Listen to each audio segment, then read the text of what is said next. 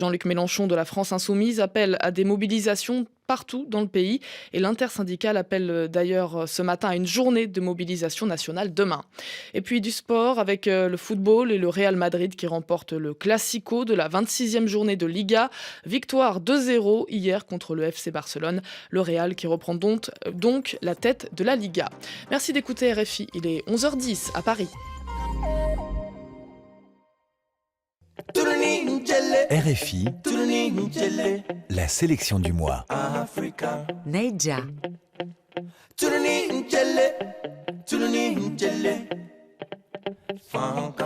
Motema nangai, banzoto nangai. Pierre Wenders. Olingi kolia na pesi biloko. Olingi kovanda vandela yango. RFI. 7 milliards de voisins, on est ensemble. Tout le monde est voisin. 7 milliards de voisins, Penaï Traoré. Bienvenue à tous, 7 milliards de voisins. Vous avez rencontré votre âme sœur, vous le savez au fond de vous, c'est elle, c'est lui. Vous vivez sur votre petit nuage et vient le moment de présenter votre tendre moitié à votre famille. C'est une étape importante dans la vie d'un couple, quand on décide de présenter sa bien-aimée, son bien-aimé à ses parents. Comment passer cette épreuve de présentation sans commettre d'impair? Vous êtes-vous déjà posé la question de savoir comment allez-vous faire pour présenter votre petite amie ou votre petite copine à vos parents? Eh bien, on en parle aujourd'hui dans 7 milliards de voisins. On a hâte d'entendre vos témoignages, chers voisins et voisines. On vous attend pour cela au 33 1 84 22 71 71, aussi sur WhatsApp pour nous laisser vos messages. Comment ça s'est passé pour vous? Quand est venu le moment de présenter du coup votre bien-aimé à votre famille? La première rencontre avec belle-maman et beau-papa s'est-elle bien passée dans une ambiance, bonne ambiance ou dans une situation très tendue? On en parle tout de suite avec vous. Venez nous raconter tout ça et nous écouterons également certains Parisiens à ce sujet au micro d'Alix à l'Hospital. 7 milliards de voisins. On est ensemble. C'est l'attitude qui gagne. Nous recevons deux invités aujourd'hui pour en parler. Alimata Fofana, bonjour. Bonjour. Vous êtes conférencière et auteure de Mariama, l'écorché vive sur la double culture qui est paru chez Cartala. Et aussi Bénédicte Anne, bonjour. Bonjour. Vous êtes créatrice, animatrice du Café de l'amour, conseillère en relations amoureuses et auteure de Le prochain c'est le bon, sorti chez le Duc S. Et j'arrête d'être célib aux éditions Albin Michel, c'est bien cela? Bienvenue à toutes les deux. Merci. Merci. Et pour vous, dans l'idéal, comment doit se dérouler la présentation de son fiancé à sa famille? Moi, je pense que ça doit se faire en plusieurs étapes. Moi, je parle vraiment d'un point de vue de la double culture, comme nous sommes nés, grandis en France, et nous avons des parents issus d'un ailleurs. Et c'est vrai que dans ce que souhaitent nos parents, ils auraient voulu qu'on se mette avec quelqu'un plutôt qui leur ressemble. Et donc, quand c'est quelqu'un qui va être différent, nous, dans un premier temps, ce qu'on fait, c'est qu'on convainc déjà la mère. On dissocie le père de la mère. Et donc, on va parler à nos mères, même si dans un premier temps, elles peuvent être contre, elles finissent par accepter la décision des enfants. Alors que le père, c'est une autre paire de manches. La mère est une alliée. Exactement. Bénédicte Anne. Alors, ce qui est intéressant dans ce que dit Alimata, c'est qu'en fait, la présentation, c'est la partie visible d'un iceberg. Oui. Et derrière la présentation, il y a toute l'histoire familiale. Est-ce que je me suis dressée comme mes parents me l'ont demandé, ou est-ce qu'au contraire, je me suis rebellée? Et mon choix amoureux est soit un choix de rébellion, je ne veux plus de vos injonctions, surtout les tiennes, papa. Je fais mes choix. Je fais mon choix, ou je fais plaisir. Et souvent, je commence par faire plaisir, ensuite je divorce, et après je vis ma vie. Mais d'abord, je satisfais ma famille. Et nous allons écouter certains messages de nos auditeurs sur les réseaux sociaux. Sur Facebook, Uli de N'Djamena, c'est au Tchad. Aujourd'hui, actuellement, j'ai rencontré ma tendre moitié. Je suis dans un véritable tohu-bohu. Je ne sais pas où commencer. Là où je vous assure que nous avons peur de la réaction de nos parents qui risquent de tout remettre en cause. Alors, que faut-il faire pour franchir ce cap? Abdraman de Bamako, au Mali, je suis célibataire et j'ai déjà rencontré mon âme sœur. J'ai déjà tout mis en place. D'abord, j'ai exposé à ma bien-aimée ce que mes parents n'aiment pas et ce qu'ils aiment. Mais pour l'instant, je n'ai pas encore fait les fiançailles puisqu'elle fait une licence 3 à l'Institut national de formation des sciences de la santé. Je ne veux pas perturber ses études. Je suis actuellement étudiant en master de philosophie et Brice de Yaoundé. Je n'envisage pas encore le mariage, mais j'ai pris le temps d'observer comment mon frère s'y est pris. Sa future femme s'est d'abord familiarisée avec les membres de ma famille, pas comme ma future femme, mais comme une amie. Pas comme sa future femme, comme une amie. Pour finir, elle a gagné l'affection et la confiance de toute la belle famille pour sa bonne conduite, son amour, sa serviabilité, si bien que le jour où mon mariage, mon frère nous l'a présenté, nous étions déjà très contents, on la connaissait bien à l'avance. Et par contre, Julie, qui est de Paris, qui nous dit « Je suis juive et je sors avec un noir. Mes parents m'ont dit qu'ils n'accepteront jamais un noir dans leur famille. Je fais comment ?» Alors ? Ça, c'est une vaste question, en sachant que là, elle dit être juive. Et souvent, en tout cas dans les familles juives que je côtoie, comme la religion se transmet par la mère, le souci, c'est plutôt quand la mère n'est pas juive. Mais là, à partir du moment où elle est juive, si elle a des enfants, ils vont devenir juifs. Après, c'est peut-être une question de choix, parce que si le conjoint est musulman, c'est-à-dire que là, dans cette partie-là, on transmet la religion par le père. C'est-à-dire qu'il va y avoir un choix à faire entre les deux, parce qu'il y a aussi des juifs noirs, les juifs d'Éthiopie. Et donc, ça va au-delà de la question religieuse. Là, c'est vraiment lié à la couleur de peau et à tout l'imaginaire lié à la couleur de peau. Alors, il y a aussi quelque chose qui est universel, c'est que par principe, si je suis juive et que je choisis quelqu'un qui va déplaire à mes parents, je suis dans une posture d'opposition, quelle que soit ma couleur de peau. Donc, je pense que dans un premier cas, si je suis juive et que je veux pas d'histoire, je choisis soit quelqu'un qui est athée, soit quelqu'un qui est juif. À partir du moment où je suis amoureuse de quelqu'un qui va déplaire à mes parents, c'est quelle est la colère qu'il y a derrière. On se met déjà tout le monde à dos. Mais oui. Et surtout à 20 ans, parce que je pense qu'à 40 ou à 50, on n'a plus envie de se battre. Mais à 20 ans, on veut prouver qu'on va faire différence, du style je vis en Palestine, tu vis en Israël, et puis on va leur prouver qu'on s'aime. Et il y a toute la rage de la jeunesse, parce que j'imagine que ces gens-là, ils n'ont pas 50 ans, c'est plutôt des jeunes. Oui. Donc il y a probablement l'accumulation d'une colère qui a été ravalée pendant des décennies, avec les exigences du père, surtout quand il y a eu une migration, où le père veut vraiment respecter la culture. Et combien de fois, moi j'ai vu des gens qui se cachaient de leurs parents. Et par exemple, pour une famille maghrébine, être avec un noir, c'est pas possible.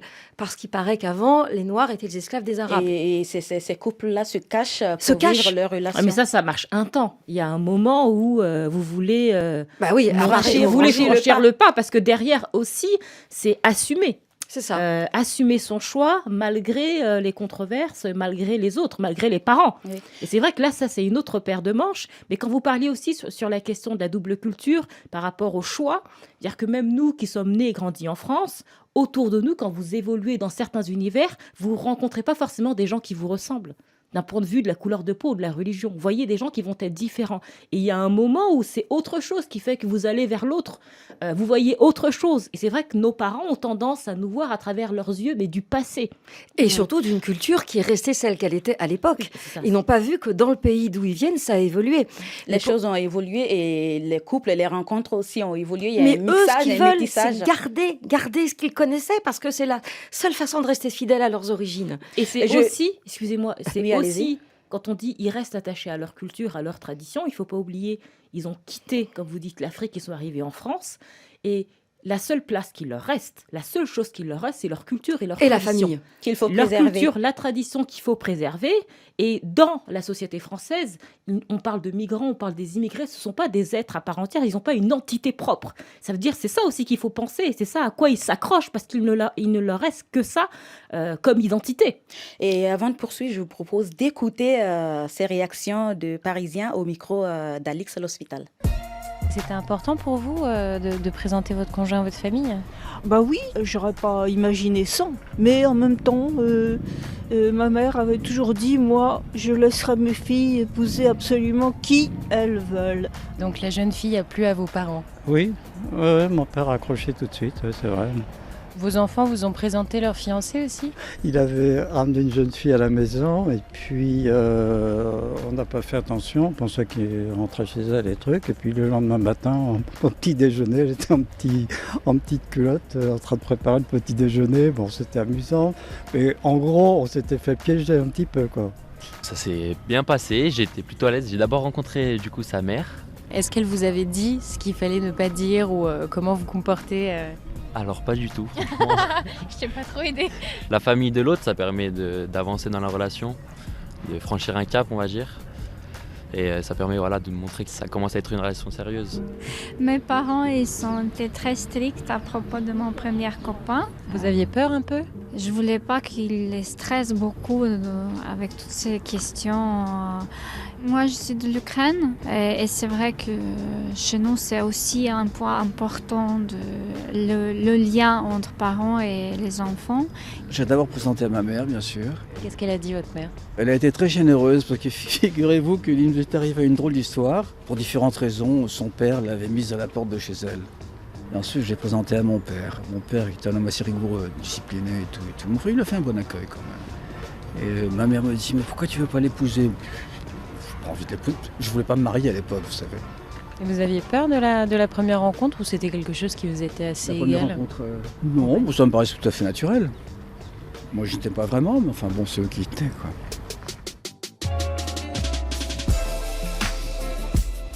Alors, Bénédicte, Anne, que pensez-vous de ces réactions de Parisiens?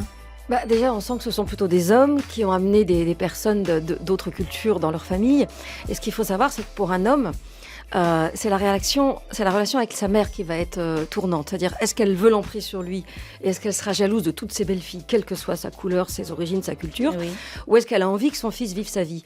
Et très souvent, moi j'ai vu des cas, et là c'est universel, où la mère critique tellement, ou met tellement le bordel dans la relation, elle essaie de faire capoter la relation pour garder son fils pour elle. C'est pas toujours le cas, mais ça arrive quand même, en tout cas parmi les gens qui viennent me voir, Oui. forcément c'est parce qu'il y a un problème, sinon ils viendraient pas me voir. Faut pas oublier qu'il y a plein de couples mixtes qui fonctionnent très bien. Et quand un couple mixte vient me voir parce que ça fonctionne pas, c'est souvent une histoire de sexualité qui n'est pas la même. C'est généralement monsieur a des besoins, et il va voir hors mariage comment nourrir ses besoins, et madame se plaint parce que monsieur est très demandeur et surtout la trompe. C'est ça que je constate. Et c'est pas forcément toujours le cas non plus, hein. Alimata Fofana, sur ces réactions de Parisiens, ces hommes qui racontaient comment ils ont organisé ces J'ai le sentiment rencontres. que de la part d'un homme, c'est plus facile.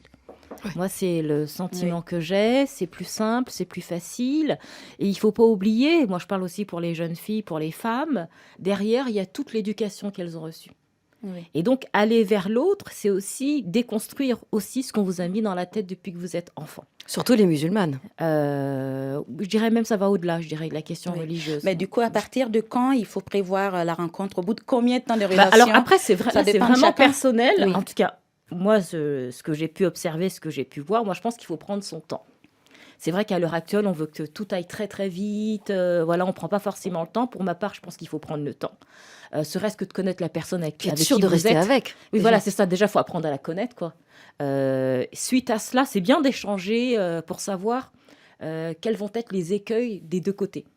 Pour ne pas être surpris que l'autre... Moi, je pense qu'il faut même préparer la personne. Ça veut dire qu'on se parle vraiment franchement avant d'organiser quoi que ce soit. Exactement. On se parle franchement, on dit les choses. Je pense qu'il mieux vaut que tout soit dit. Et dans un second temps, on prépare la personne à rencontrer. Dire qu'il y a des choses à ne pas dire. Quelque chose de très bête, mais serait-ce que dans sa manière de s'habiller, ça en dit long sur la personne. Et si vous allez dans une famille plutôt pratiquante, mieux vaut éviter de venir en mini-jupe. Voilà. C'est des choses basiques, mais il faut baliser le terrain, en fait. Pour moi, oui. En fait, il faut faire le gendre ou l'épouse idéale par rapport à la culture de l'autre. J'arrive, j'ai fait profil bas, je parle pas beaucoup, j'écoute, j'évite les écueils, je ne pose pas de questions indiscrètes, je ne soulève pas les secrets de famille, je ne demande pas comment était mon chéri quand il était petit ou ma chérie. J'évite d'être trop... je suis quelqu'un de sobre et je regarde ce qui se passe. Et je vais sentir très vite si les autres m'accueillent ou au contraire, je sens une animosité. Si je sens une animosité, je laisse glisser, je mets mes plumes de canard. Et si je sens que je suis accueillie, alors je m'abandonne un peu. Mais attention, ça peut être une manipulation. Je peux te faire croire que tu es bien pour derrière, paf, te saquer et raconter à toute la famille comment tu es quelqu'un d'ingrat et de pas adapté à mon fils ou à ma fille. Et moi, je dirais même... peut-être rencontrer les frères et sœurs avant les parents. Exactement. Rencontrer les frères et sœurs avant les parents. Moi, je vois avec ma belle-sœur, c'est ce qui s'est passé. Moi, je l'ai rencontrée. Moi, j'ai vécu un certain temps à l'étranger. Et c'est quand je suis revenue, les choses ont évolué et tout. Et j'ai rencontré ma belle-sœur. En amont, on a échangé et tout. Et donc, même quand elle arrivait dans la famille, elle savait qu'elle avait quelques alliés. C'est ça. Et quand la rencontre, le moment de la rencontre vient, est-ce qu'on doit, avec son partenaire, choisir comment on doit s'habiller? On se dit, lui, il connaît bien ses parents ou elle connaît bien ses parents. On doit ensemble choisir ce qu'il faut mettre comme vêtements pour y aller? À mon avis, je pense que, surtout les filles, puisque c'est celles qui sont celles Oui. qui sont les plus concernées, je pense qu'elles savent, elles peuvent. Mais au-delà de ça, je crois que ce qui est important, c'est qu'elles puissent compter sur leur partenaire pour les défendre et pour ne pas les planter. Oui. Parce que imaginons qu'on se retrouve dans un dîner où la belle-fille est attaquée, comment va réagir le chéri? Est-ce qu'il va se mettre du côté des parents ou de sa souvent fiancée. ne rien dire ou est-ce qu'il va au contraire soutenir? Et alors, le problème, c'est que s'il soutient trop fort, il s'oppose aux parents, ce qui n'est pas bon non plus pour la rencontre. Donc, il faut trouver un juste milieu pour éviter la tension, qu'elle se sente soutenue, parce que si elle n'est pas soutenue, c'est clair que ça va être très compliqué. Et je pense qu'il y a un moment donné, on parle quand même d'adultes, j'espère qu'on n'en arrive pas là, mais pour ces personnes-là, il y a un moment où il faut taper du poing sur la table en disant bah, c'est comme ça. Et moi, j'ai vu même dans ma propre famille, hein, quand la personne a dit c'est comme ça et qu'il y avait la date de mariage et tout, et ben, certains parents ont besoin parfois qu'on leur prenne la tête et qu'on les mette sur le fait accompli. Et ce qui est surprenant, c'est qu'au fil du temps, moi j'ai vu que le père a fini par accepter. Hein. Comme quoi Il y a deux façons de faire. Soit les parents finissent par accepter la pièce rapportée et ça se passe bien, surtout quand il y a des enfants qui naissent. Soit au contraire, on continue à la déblatérer. Parce que moi, j'ai vu dans ma famille, l'épouse était donc exotique, des Philippines en fait, et elle continuait à être toujours critiquée par derrière. Et en fait, tout ce qu'elle faisait était contrôlé. Et en fait, on attendait le moment où elle allait faire la faute. Oui, on l'attendait au tournant, comme on dit. C'est ça, exactement. Et quand on y va, et peut-être que ça dépend des cultures, on y va avec un présent ou parfois c'est mal vu? Non, le présent, c'est toujours la moindre des choses. On arrive chez quelqu'un pour un repas, on apporte quelque chose, et une bouteille de vin ou à manger. Mais après, je crois que c'est aussi une histoire de culture. Parce que, par exemple, dans les sociétés maghrébines, le monsieur, il arrive, il y a la cérémonie du thé, qui est déjà la demande au père. Donc c'est déjà, c'est pas un présent, mais c'est un rituel. Oui. Donc parfois, c'est un rituel qui va être un certain nombre d'étapes à respecter. Parfois, c'est juste ne pas arriver les mains vides. Et après, ça dépend vraiment des familles et des cultures, je pense. C'est très personnel. Et où est-ce qu'il faut aller, par exemple, la première rencontre, c'est à la maison ou on se dit, en terrain neutre, on va dans un restaurant. En tout cas, dans nos familles, il faut aller à la maison. C'est une obligation, c'est aller à la maison. Et je dirais même dans nos familles, avant que ce soit une rencontre entre les deux personnes qui vont se mettre ensemble, généralement, c'est celui qui représente le père qui va à la rencontre de la famille de la fille. C'est pas directement dans nos familles, et c'est encore comme ça. Même si on vit aujourd'hui en Occident, ça reste vraiment, et c'est ancré. C'est pas le gars qui arrive chez toi comme ça, non, c'est le représentant de cette personne-là. Mais peut-être plutôt quand c'est une famille un peu difficile, mieux vaut ne pas aller tout de suite à la maison. Qu'est-ce que vous en pensez? Ça dépend des cultures, mais ce que dit Alimata, c'est très intéressant parce qu'autrefois, les mariages étaient arrangés. Alors, ils étaient arrangés donc, dans toute la culture africaine, etc., mais aussi en France, mais d'une façon subtile. C'est-à-dire que les parents des deux familles se rencontraient pour savoir si la pièce rapportée était digne d'entrer dans la famille. Et une fois sur deux, évidemment, ça ne l'était pas. Il y en avait un qui était d'un milieu socio-culturel plus élevé que l'autre. C'est ce qu'on appelle déroger. Et ensuite, c'était des problématiques qui duraient des années et des années, où la pièce rapportée, qui n'était pas du même milieu, et qui avait volé l'argent de l'autre, parce qu'il y en a, peu importe le sexe, était critiquée. Et ça se transmet aux enfants, voire aux petits-enfants. Et très souvent, on se retrouve en loyauté avec un père ou une mère qui a été pauvre ou qui a payé très cher le fait de devenir riche, ou le contraire. Et donc, c'est pour ça que ce n'est pas anodin, le choix amoureux, parce que ça se répercute souvent sur 2 ou 3 générations. Et je vais vous lire encore quelques messages de nos auditeurs sur Facebook. On a eu beaucoup de messages sur ce sujet. Eric de Dakar au Sénégal. Ma vie est ce qu'elle est, mais c'est ma vie. Donc si ma famille approuve ou non, je m'en fous complètement. Voilà, lui, il a décidé d'assumer. Amidou, marié depuis 3 ans, il est à Tawa, c'est dans le nord du Niger. Le père de ma femme était décédé au moment du mariage. Elle m'a donc présenté à son oncle. C'était une preuve car ça tient à un fil. Un détail peut faire tout échoué, vous êtes jugé sur le tout. Et Youss de Lomé au Togo, il nous dit, en Afrique, cette épreuve est difficile quand on est pauvre. Sinon, on ne respire pas. Si on respire bien, pas de souci. Ça se passe comme, comme si on buvait de l'eau. Ali de Kaï au Mali. En 2017, j'ai voulu présenter celle que je souhaitais prendre en mariage, mais je n'ai pas pu le faire parce que ma maman m'en avait déjà choisi une. Au début, je montrais les photos de la fille à ma mère, mais elle ne les regardait même pas. C'est une fille intelligente, on a fait l'école ensemble. Dans notre milieu, c'est la famille qui choisit très généralement la fille que l'on doit prendre en mariage. Oui, mais ça existe toujours, Oui. ça existe toujours, parce que là, ça va au-delà de deux individus qui se lient. Là, ce sont deux familles Oui. qui se rencontrent et qui se lient. Et derrière ça, c'est on ne se marie pas pour soi, mais on se marie pour consolider les liens familiaux. Ça veut dire que le mariage, c'est pas oui, on s'aime et tout. Non, c'est qu'il y a un mariage. Et derrière le sens de tout cela, c'est vraiment la famille au sens large. Ça veut dire que l'objectif, c'est vraiment de garder une espèce de lien familial coûte que coûte. C'est pour ça qu'il ne choisit pas. On sent encore qu'il y a une emprise des parents. Hein. C'est de la famille, ça va au-delà des parents parce que vous vous rendez compte que ça se transmet de génération en génération. Vous demandez à ses parents à lui et je pense que c'est exactement la même chose.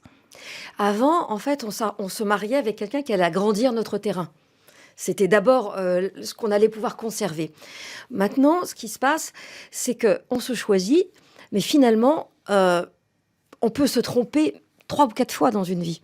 Donc, on va avoir la première fois la présentation qui va être d'une grande violence, et puis d'histoire en histoire, ça va finir par s'atténuer. Parce que on aura eu le gros orage la première fois, donc la deuxième fois, ce sera plus qu'une pluie, puis la troisième fois, ça passera un petit peu à la trappe parce qu'il y aura d'autres enfants, d'autres urgences. Il ne faut pas oublier qu'au bout d'un temps, les parents vieillissants s'adoucissent pour la plupart. Ils finissent par accepter. Nous avons une auditrice en ligne, Marina, depuis Abidjan, qui est en couple avec un homme blanc depuis 5 ans. Bonjour Marina. Bonjour, la voisine Pénaïs. Bienvenue, on vous écoute. Bon, comme je l'ai dit sur Facebook, je partage ma vie avec un homme blanc qui connaît toute ma famille et qui souhaite que j'aille connaître les tiens, surtout qu'il a une fille de 9 ans. Moi, j'appréhende beaucoup, donc je voulais vraiment des conseils pour m'y prendre étant là-bas. Chers invités, la question de Marina, c'est de savoir comment faire pour être acceptée par la famille de son fiancé, qui est un homme blanc. Sa famille connaît déjà cet homme, mais elle appréhende plutôt mal le fait de connaître la famille de cet homme. De toute façon, une fois qu'ils sont ensemble, et ça fait 5 ans, les choses sont là. Donc, la seule chose qu'elle puisse faire, c'est être gentille. Mais attention, à force de vouloir faire plaisir, parfois on en fait 10 fois trop. Et en plus, il a son copain, il a une fille de 9 ans. Donc, elle se pose la question si elle va se faire accepter aussi par cet enfant. Il y a la famille et il y a aussi l'enfant qui est autour. C'est vrai que c'est pas évident aussi, serait-ce que pour l'enfant, de voir son parent avec une autre personne. Et je dirais par rapport à la famille de cette femme, de cette auditrice, est-ce que son conjoint en a parlé déjà? À savoir que c'est une femme... Vous pouvez lui poser la question, Marina. Est-ce que vous êtes là, Marina? Bon, moi, j'ai soulevé le problème. Quand j'ai soulevé le problème, il m'a dit qu'il n'y a pas de problème, que ça ne puisse pas passer, parce que lui, il est prêt. C'est ce qu'il m'a dit. Est-ce que la famille est au courant de votre existence? Plus ou moins, puisque sa sœur me connaît. Comment? J'ai pas sa sœur, elle connaît la sœur du monsieur. Ah d'accord, il y a la préparation qui est en train de se faire, quoi. Ça se fait petit à petit. Est-ce que vous avez déjà essayé de discuter avec la sœur pour savoir comment faire pour approcher la famille, Marina? Bon, avec elle, le courant passe très bien. Ben, profitez alors. Demandez-lui des conseils sur les parents. Okay. Peut-être qu'elle sera un soutien pour vous. Hein. Je pense vraiment que la sœur peut être vraiment un allié pour vous. Hein. Et puis surtout si vous entendez bien, quoi. Ce serait intéressant aussi, Marina, de demander, quand votre compagnon vous dit que ça se passe très bien, qu'il n'y a pas de problème, demandez-lui quand même, qu'est-ce que tu veux dire par il n'y a pas de problème? Est-ce qu'ils savent est-ce que ça les dérange? Est-ce qu'ils sont racistes? Est-ce qu'ils rêvaient pour moi pour toi de quelqu'un d'autre? C'est intéressant aussi de sonder le terrain. Mais si ça fait 5 ans qu'ils sont ensemble, à mon avis, c'est une affaire qui roule. Ben oui. Merci beaucoup, Marina. Ok, merci. À vous aussi. Merci. Nous avons un autre auditeur en ligne, Daniel de N'Djamena. Il se marie dans 2 mois. Bonjour Daniel. Bonjour les voisines. Et félicitations pour votre mariage déjà. C'est ça, félicitations. Merci, c'était moi bonne chance plutôt. Expliquez-nous, on vous écoute. Vous allez vous marier et on imagine que tout s'est bien passé. Dans un grand combat, bien sûr. On vous écoute au alors. standard que la présentation n'a pas été facile, puisqu'on vient de 2 mondes un peu différents. La cohabitation des cultures pose problème, mais par l'amour, on a atteint de faire notre mieux pour qu'on aboutisse. Vous venez de 2 mondes différents, ça veut dire quoi? Ça veut dire qu'on a des ennemis différents. D'accord.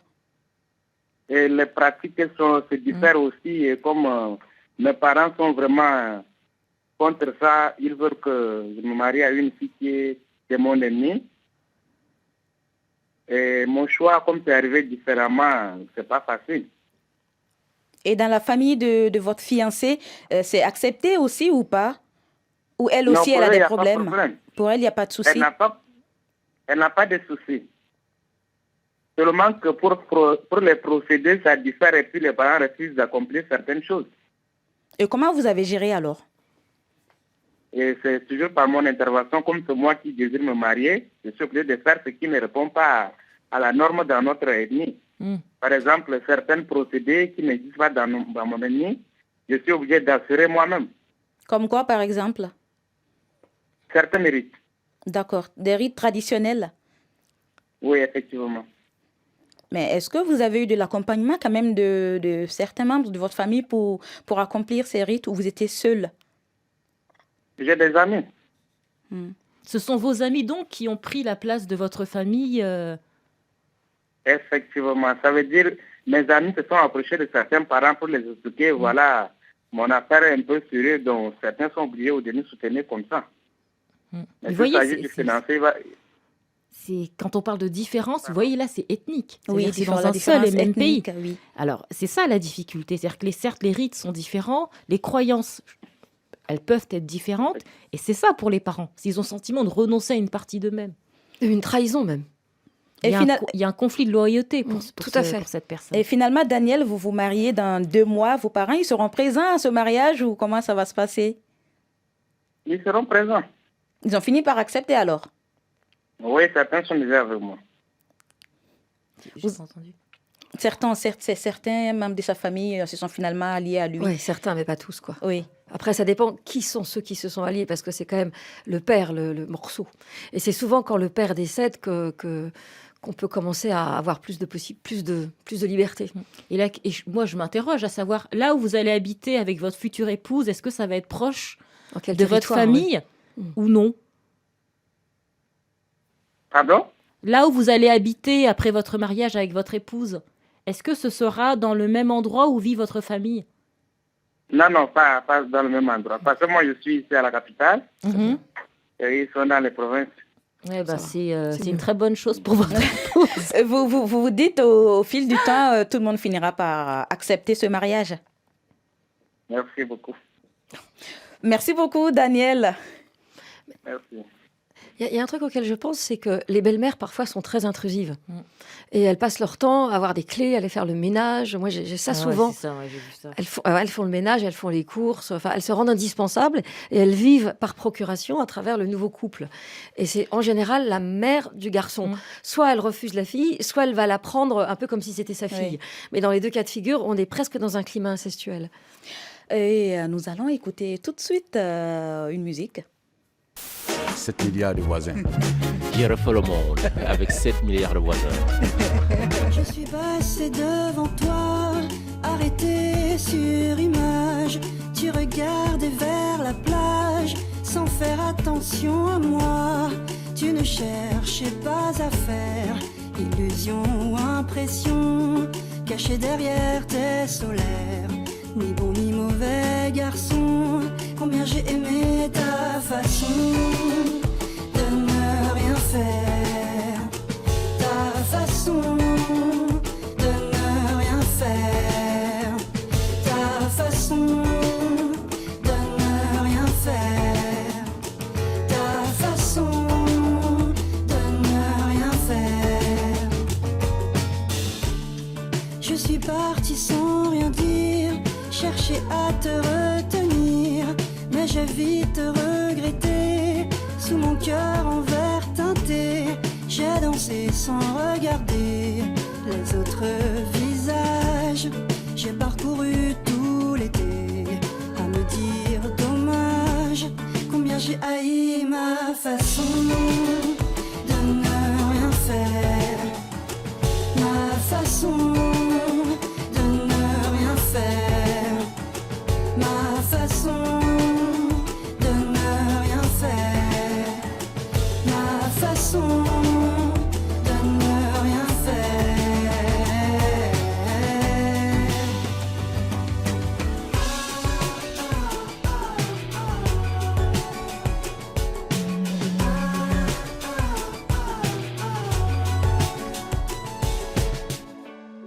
J'ai dansé sans Pauline Croze avec cette chanson intitulée Ne rien faire. Tout de suite, nous écoutons un auditeur qui nous a laissé un message via WhatsApp.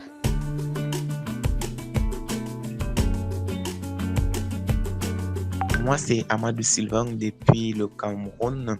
Moi, je suis du Grand Nord.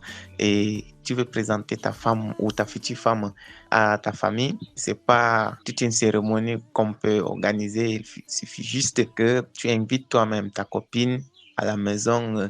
Elle vient, elle reste, elle passe du temps, par exemple, pendant les week-ends. Elle passe le temps avec ta mère.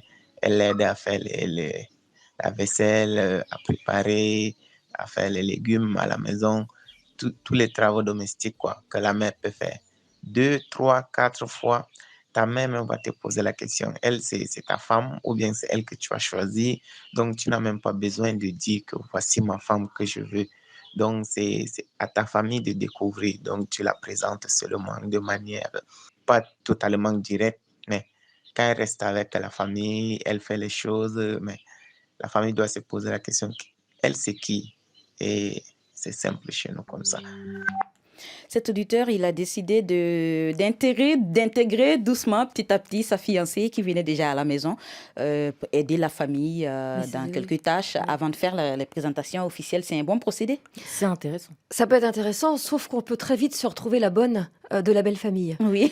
Et moi, j'ai vu ça. J'avais une Chinoise, c'est pas l'Afrique, mais elle a épousé quelqu'un qui venait d'une des, enfin pas des ethnies, mais des groupes. C'est qu'en Chine, il y a des grandes diasporas. Et donc, elle a été pendant 10-15 ans à faire la bonne. Et le problème, c'est que pour se faire admettre de la belle famille, on est souvent obligé de passer par là, surtout en Afrique. Moi, j'ai remarqué ça. Il y a deux choses. Soit on devient un hôtel et on reçoit toute la famille et tous les amis de la belle famille, quand on habite, par exemple, en France. Soit on s'occupe de tous les mômes, etc. Et on fait tout le travail de garderie, d'aller arroser les plantes l'été, etc. Donc, il faut faire très attention, parce que plus vite je vais habituer la belle famille à être une bonne gratuite, plus vite ils vont en profiter. Et parmi les difficultés qui se posent également, on peut avoir face à nous des familles qui font des comparaisons avec la personne, l'ex. Et du coup, ces familles ne vont jamais accepter celle qui va venir avant parce qu'elles ont en tête toutes les qualités que l'ex avait. Comment gérer dans ces cas quand c'est comme ça? Sauf qu'avant, l'ex, elle était très critiquée. Et maintenant qu'elle n'est plus là, on la piédestalise. On l'encense exactement. Et ce serait pareil avec la suivante. Donc en fait, ça, c'est la posture de la mère qui, de toute façon, trouve qu'aucune belle-fille ne sera à la hauteur. Ouais, c'est ça, c'est une éternelle insatisfaite. Mais en cas de refus complet, la famille ne veut pas rencontrer votre moitié, comment on fait? Il faut choisir. C'est ça, être adulte. Être adulte, c'est faire des choix. Et parfois, les choix sont douloureux. Mais après, c'est à savoir si... Moi, ce qui m'a frappée, c'est souvent au niveau des femmes ou des jeunes filles, elles sont capables d'aller très loin pour l'être aimée. Et même si les parents vont s'opposer, parfois elles vont quitter, il va y avoir des ruptures sèches, parce que pour elles, c'est soit lui ou soit ces personnes. Mais dans le sens inverse, c'est pas forcément le cas. De ce que j'ai pu observer, même s'il y en a certains qui peuvent aller loin et taper du poing sur la table, il y en a d'autres qui vont renoncer à leur moitié parce que la famille n'accepte pas. Mais après, c'est une question de choix, c'est une question de... Après, c'est aussi voir ses parents d'adulte à adulte, quoi. En même temps, c'est tout à fait normal, puisque comme la fille est plus sous pression que le garçon, parce que même dans les cultures les plus ouvertes, on empêche un peu les filles de sortir, on s'éveille du danger, alors les garçons sont toujours beaucoup plus libres. Donc, en fait, ce qui se passe, c'est qu'à un moment donné, Je ne sais plus ce que je veux dire.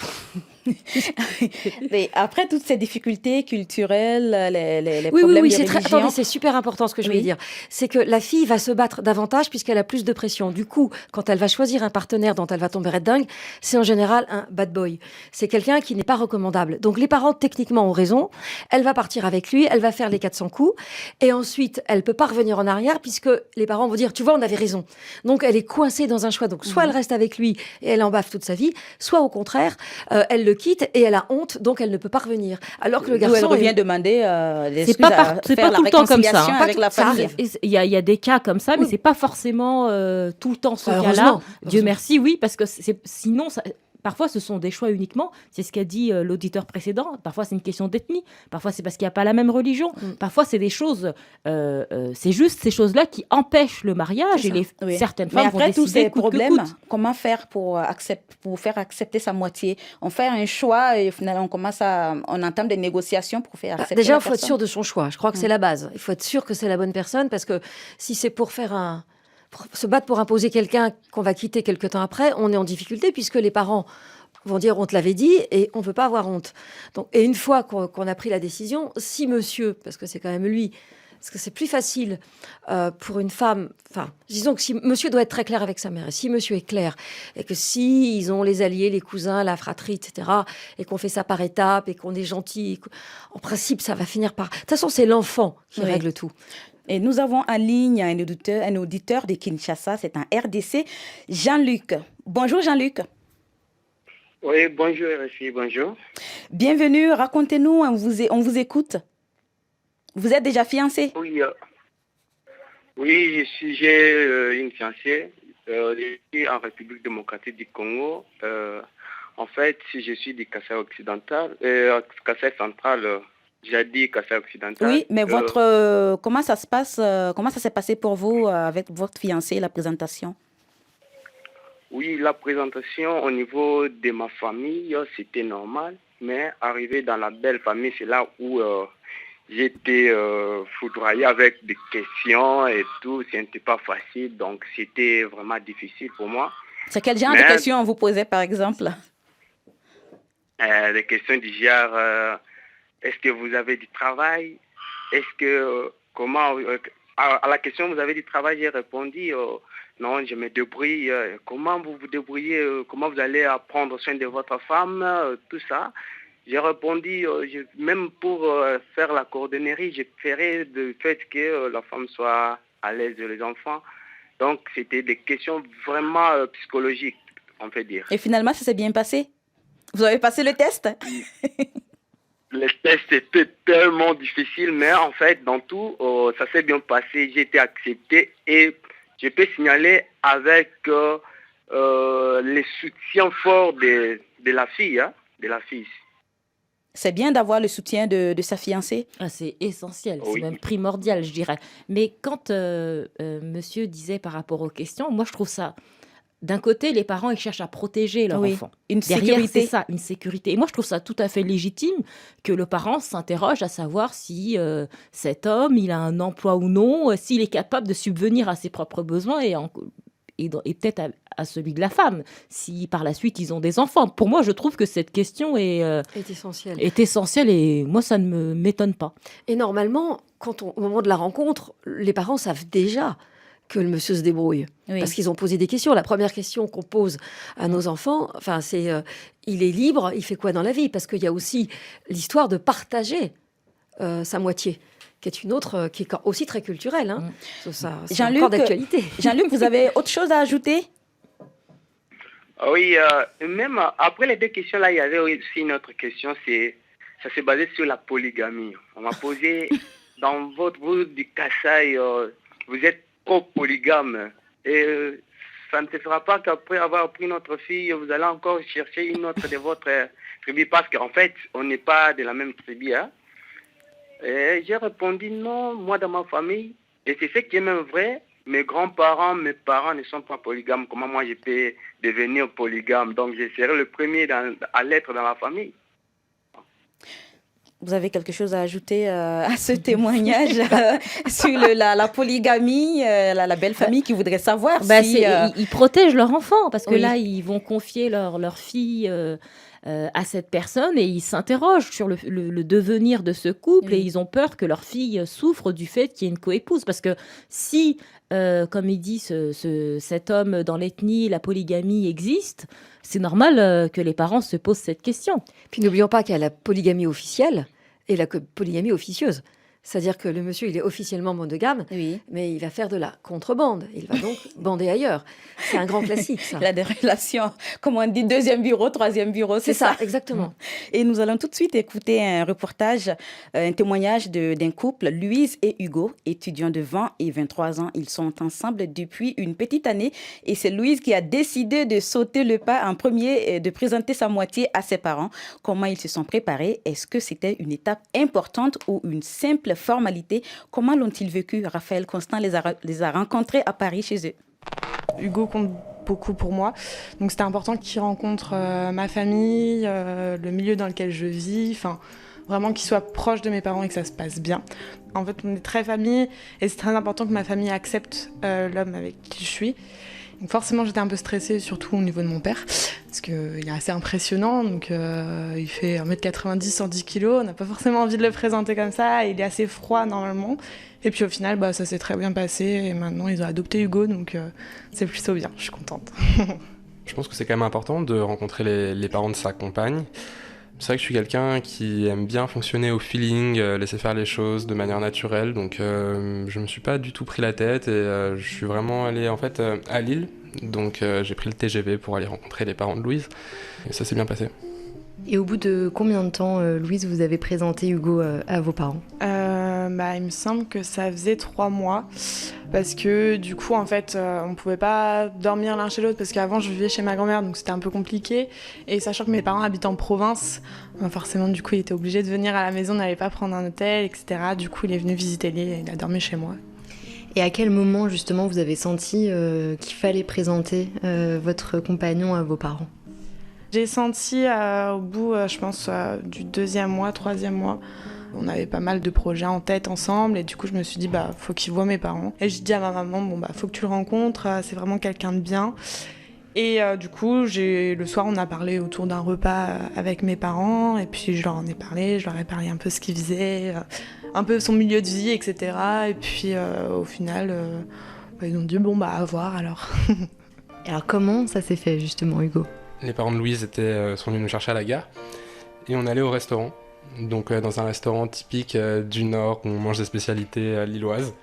Alors le plat qu'on allait commander, moi je voulais simplement prendre un plat typique du Nord. Donc si je me souviens bien, c'était un Welsh. Donc c'est du pain imbibé avec de la bière et du fromage, donc du cheddar il me semble. C'est assez particulier, mais au moins je respectais la tradition et puis au final c'était bon, donc voilà. Et on a discuté autour d'un bon repas. Et je pense que c'est le meilleur moyen pour connaître des gens et pour une première rencontre. Ouais. Pour moi, c'était plus facile qu'ils rencontrent mes parents en terrain neutre, on va dire, que déjà dans le concon, l'amener chez nous, où on a nos petites habitudes, où chacun a ses petites habitudes. C'est vrai que c'est quand même plus facile d'être en terrain inconnu. Et alors justement, Louise, est-ce que vous avez briefé les deux parties, vos parents, votre compagnon, et qu'est-ce que vous leur avez dit ? Ma maman est assez relaxe, c'est cool, et de toute façon, elle veut que mon bien-être, donc ça va. Mais mon père, je lui ai dit, sois gentil.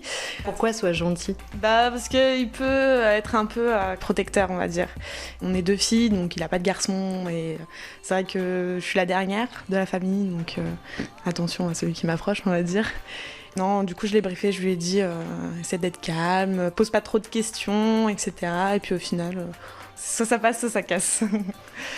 Et après, le week-end, parce que finalement, c'était une rencontre au restaurant, mais ensuite, vous avez donc logé chez les parents de Louise tout le week-end. Tout à fait, donc j'ai logé pendant 2 jours chez Louise. On a discuté, on a parlé des actualités, ce genre de sujets en fait généraux. Hein. Comme je les connaissais pas, on a parlé de mes études, de leur métier, ce genre de choses-là. Parce que ça peut être un peu impressionnant d'être avec sa belle famille dès le petit déjeuner, dès la première rencontre. Ouais, c'est vrai que croiser ses beaux-parents le matin au réveil, c'est pas forcément évident.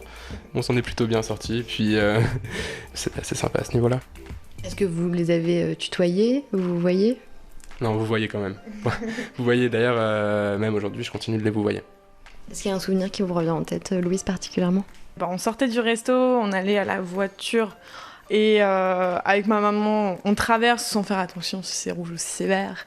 Et puis on voit les deux garçons qui restent derrière parce qu'ils attendaient que le petit bonhomme soit vert pour traverser. Et je me suis retournée, je parlais avec ma maman et je me suis retournée, je les ai vus rigoler ensemble et du coup je me suis dit bon c'est bon. Je pense que du coup il est accepté dans la famille et ça m'a fait beaucoup rire ce moment-là d'ailleurs. Pour moi, c'est vraiment un test. Il a rencontré maintenant à peu près toute ma famille. Et pour moi, ça a été un grand test parce que on est issu d'une famille italienne. Donc les traditions, c'est très important pour nous.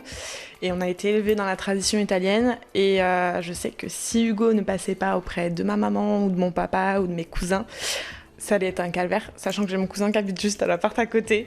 Donc, mais du coup, pour moi, c'est un grand test. Et je sais que si ça s'était pas bien passé, on serait peut-être plus ensemble avec Hugo.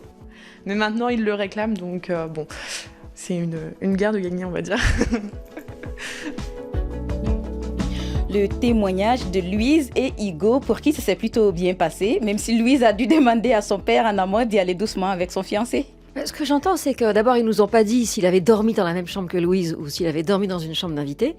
Mais ce que j'entends, c'est quand même pour la génération, les jeunes, et pour les couples mixtes, c'est quand même beaucoup plus facile qu'avant. Parce que moi, quand j'avais 20 ans, quand j'étais chez ma belle famille, on avait chacun notre chambre tant qu'on n'était pas mariés, et on se rejoignait la nuit en douce. Donc tout ça, à mon avis, c'est en train de s'ouvrir de façon importante, et ça dépend vraiment de la posture que j'adopte et de ce que je veux vraiment. Mais dans plusieurs pays africains, c'est pareil. Hein. On est en famille jusqu'à ce qu'on soit marié. Oui, c'est pour ça que quand on parle avec son fiancé tout de suite. Exactement, quand on parle de présentation, il y a un élément primordial qu'il faut le dire. C'est-à-dire que chez nous, quand on présente, c'est dans le but du mariage. Hein. C'est ça, oui. On présente on pas est déjà comme ça. sûr. Oui, voilà, c'est ça. On se présente pas comme personne. ça et, parce que c'est la personne avec qui je sors. Non, on présente parce que l'objectif, c'est le mariage. Et donc, c'est une étape très, très importante. C'est vraiment une différence fondamentale qu'il y a aujourd'hui, je pense. Même si ça a tendance à changer avec la nouvelle génération et le nouveau couple. Oui, mais sur la question du mariage, et moi, je ne crois pas que ça change autant. Ça reste très sérieux. Hein. Ouais. Oui. Ça ne change pas autant que ça. Ouais, voilà. Il y a quand même une solennité derrière cet événement. Nous avons encore deux petits messages de nos auditeurs. Ben Issou de Niamey, c'est au Niger. Je vis avec la mère de ma fille depuis l'âge de 20 ans, mais elle ne m'a jamais présenté dans sa famille. Comment la convaincre? Lui se pose cette question. On a aussi le message de James du Togo. Je redoute le jour où mes parents vont me demander de leur présenter le résolu de mon cœur, car je suis homosexuel. Ici, en Afrique, c'est un sujet tabou. C'est difficile à vivre pour moi. Ouais. Ah ouais, mais là, sur la question de l'homosexualité, on est très très loin. Comment faire une présentation? Là, c'est déjà, avant de présenter, savoir si la famille est assez ouverte, parce que pour certains, c'est puni par la loi, dans certains pays d'Afrique. Pour certains, ils se marient avec une femme pour vivre en douce l'homosexualité. Hein. Et s'ils se font attraper, ils risquent la prison. Ah ouais, même c'est universel, ça. Ouais. En Inde aussi, ça marche comme ça. Ouais, c'est ça. C'est-à-dire que là, il faut faire très Là, attention. on est dans la transgression suprême. Mais parfois, quand la famille est ouverte, elle peut être un peu avoir l'impact de la société autour. Oui, de se dire, est-ce qu'on a, même si nous on veut bien, est-ce qu'on peut s'afficher? On peut assumer face à toute la société, en sachant que je pense que surtout là où il doit être au Togo, il n'y en a pas 400 quoi. Ça doit être le seul dans un environnement, et c'est très très lourd à porter. Déjà, être avec quelqu'un de différent, que ce soit religieux ou ethnique, c'est pas facile. Avec une personne du même sexe, c'est vraiment la hashoumade dans la famille, quoi. C'est qu'est-ce qu'on va penser de nous au village, partout. Enfin, et c'est aussi une question religieuse, parce que dans certaines contrées, la religion a une place tellement importante que les 3 religions monothéistes sont farouchement contre l'homosexualité. Tout à fait. Oui. Et merci, chers invités, d'être venus nous parler de ce sujet. Comment présenter sa tendre moitié à sa famille. Merci à toute l'équipe. Cécile Lavelot, Delphine de Dianous, Romain Dubrac, Alix L'Hospital et les invités du jour, Anne Bénédicte et Alimata Fofana. Merci d'être venus. Demain, comment gérer ces messages à l'heure du numérique, du digital? WhatsApp, Facebook, SMS, mail, les moyens de communication se sont démultipliés. Vous sentez-vous obligé de répondre à tous les messages? On en parlera demain. demain avec nos invités. Et n'oubliez pas, vous pouvez réécouter cette émission et aussi les émissions passées en podcast et nous laisser des messages sur les réseaux sociaux. Merci.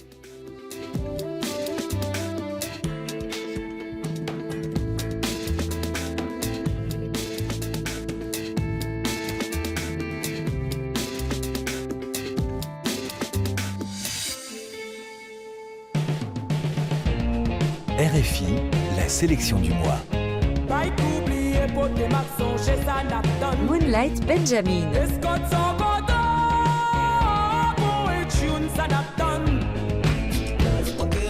David Walters.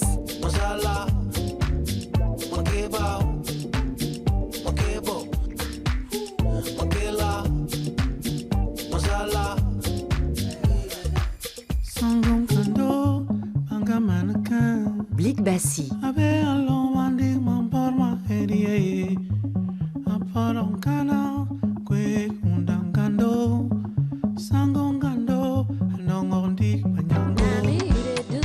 Lady Dunley.